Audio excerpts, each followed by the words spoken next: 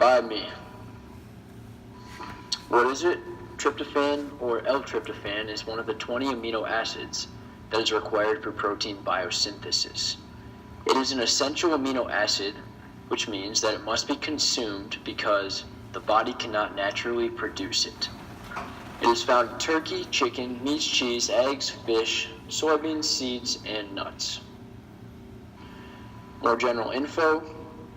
It's necessary for the normal growth in infants and nitrogen balance in adults.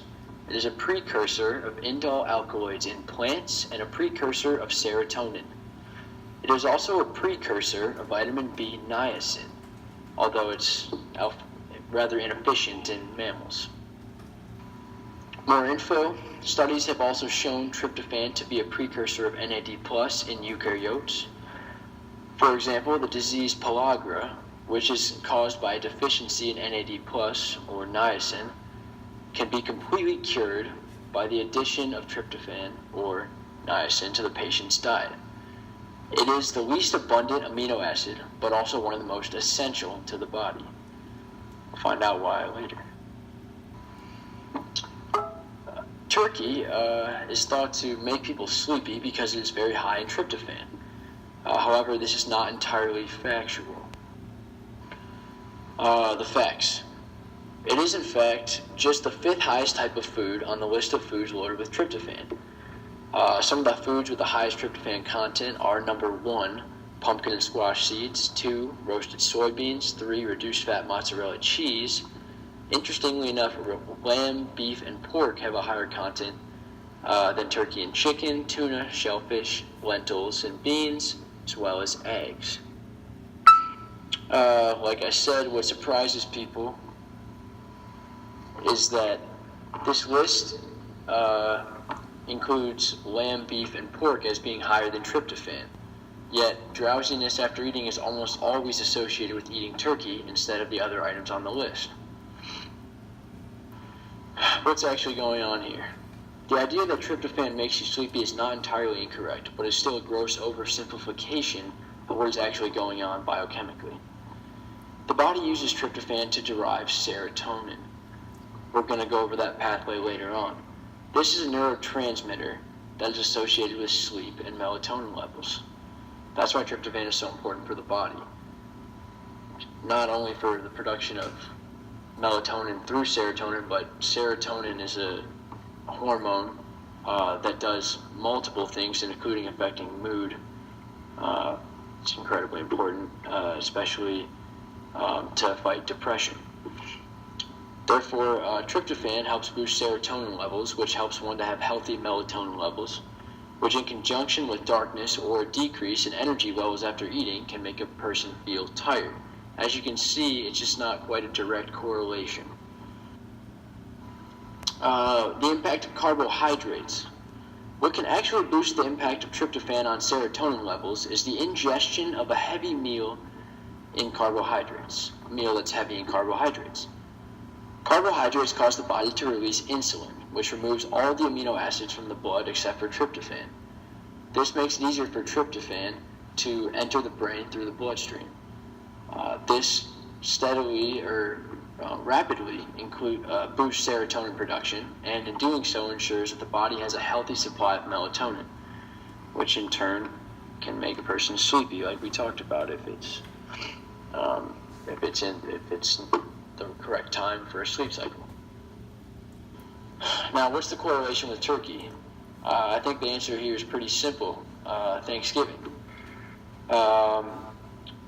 At Thanksgiving, people consume copious amounts of turkey, and even though it's only the 5th highest food in tryptophan content, consuming massive amounts of it will boost tryptophan levels.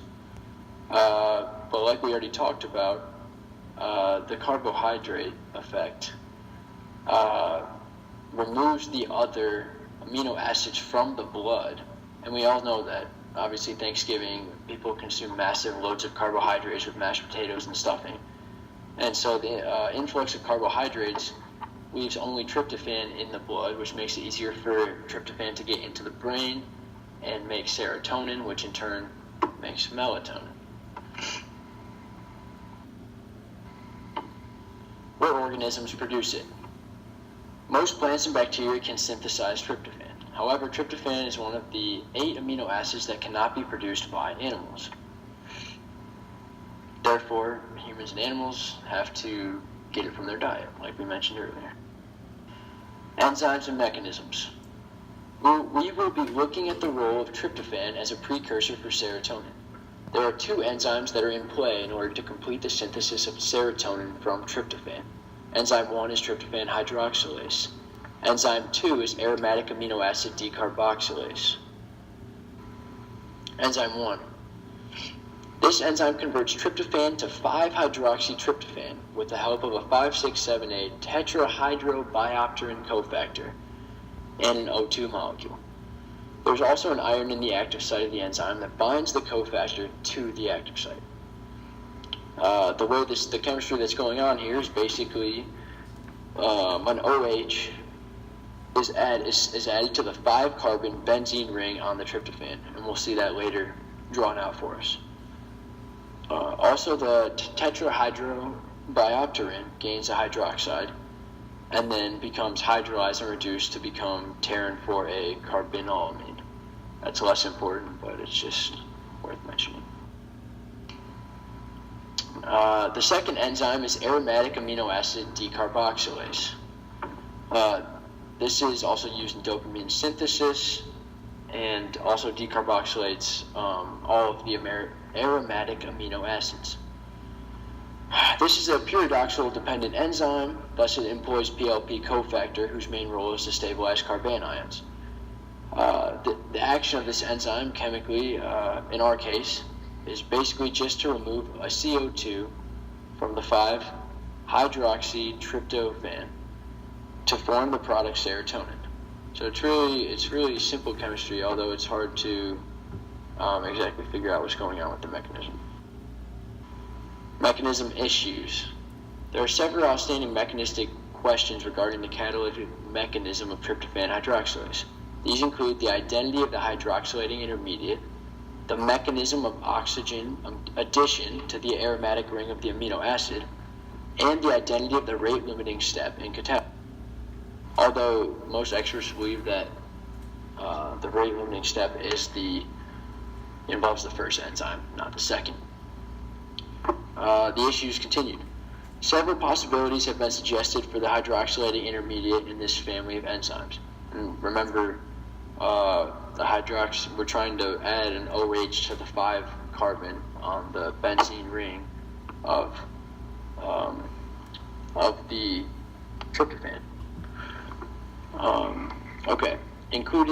So several possibilities have been suggested for the hydroxylating intermediate in this family of enzymes, including a pterin peroxide, a high-valence iron oxo species, and a perioxypterin iron intermediate. A critical distinction among these proposals is the relative timing of the cleavage of the oxygen-oxygen bond in the O2, and of the formation of the new bond between oxygen and the amino acid substrate. Alright, regulation of tryptophan.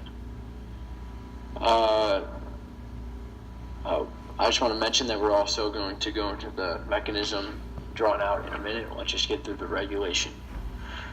E. coli is one of the bacteria that synthesizes tryptophan.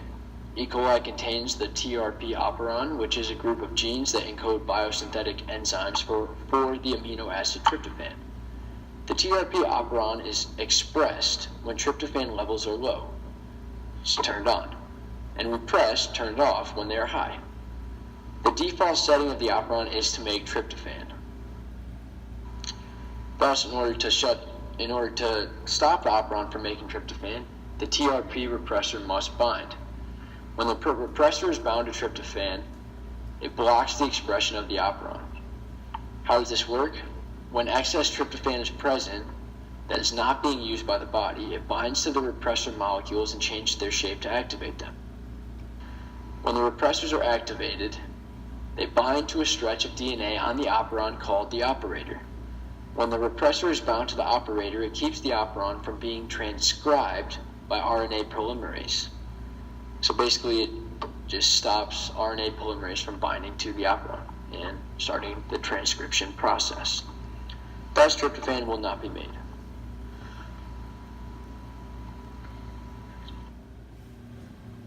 Okay, here's the mechanism drawn out for tryptophan being converted to serotonin. Enzyme number 1, tryptophan 5-hydroxylase. Here's our molecule of tryptophan. Here's our cofactor tetrahydrobiopterin. Here's our oxygen, which is also involved in the form of O2. Like we mentioned earlier in the PowerPoint, it's not exactly clear what the mechanism is in terms of the arrow pushing, but somehow an OH molecule is added to carbon 5 of the tryptophan. The OH comes from, the O in the OH comes from the O in the O2, and the other O in the O2 binds at this point in the cofactor. After that binds, the cofactor goes through another conversion with another enzyme that's not really worth mentioning, and becomes hydrolyzed and reduced to pterin for a carbanolamine, just a byproduct. Water is also lost in the hydrolyzation. Thus, the main takeaway is that we have now added an OH to our tryptophan to form 5-hydroxytryptophan. Moving on to the second enzyme in the process, we have 5-hydroxytryptophan as our molecule that we will be converting directly to serotonin. Here's our enzyme number 2, aromatic amino acid decarboxylase. It contains a pyridoxal 5-phosphate cofactor in the active site as well. And once again, the mechanism chemistry is not exactly clear, but it starts off with studying other decarboxylation reactions involving aromatic amino acid decarboxylase on other substrates. It starts off with the electrons collapsing down onto this bond between the carbon and the oxygen, and then another bond moving up to the bond between the carbon and the nitrogen. From there, it's unclear exactly how this enzyme converts it to serotonin, but it does convert it, and the end product has an NH3+. And so thus there you have, and also CO2 is the byproduct, is the leaving group. And that's all there is to it. Serotonin is the product from tryptophan.